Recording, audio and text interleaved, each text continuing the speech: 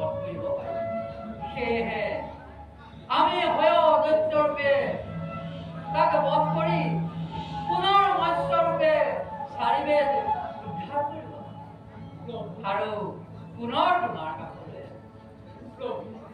এই মহাপ্ৰলয়ত আমি কেনেকৈ বাচি থাকিম? হে দাদা, তোমাৰ দ্বাৰাই পুনৰ পৃথিৱী স্বৰ্গ কৰিব। সেয়েহে পাছৰ জন্মৰ বাবে তৰু তৃণ গছ লতা পশু পক্ষী সকলকে তুমি সংগ্ৰহ কৰি তোমাৰ কাষলৈ মহাপ্ৰলয় আৰম্ভ হোৱাৰ লগে লগে আমি এখন বিশাল নৌকা পঠাই তাতে তুমি সপ্ত ঋষি সহিতে সকলো বস্তু তুলি ধৰিবা।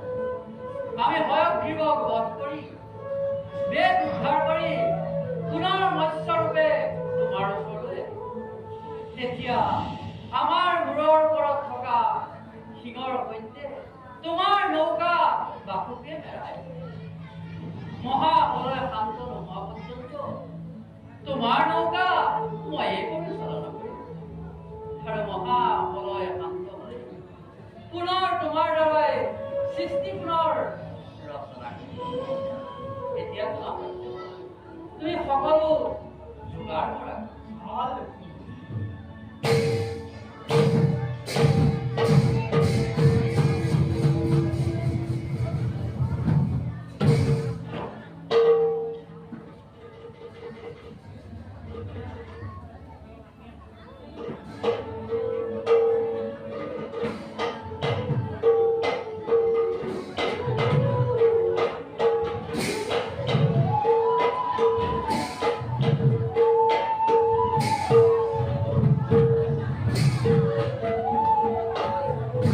Oh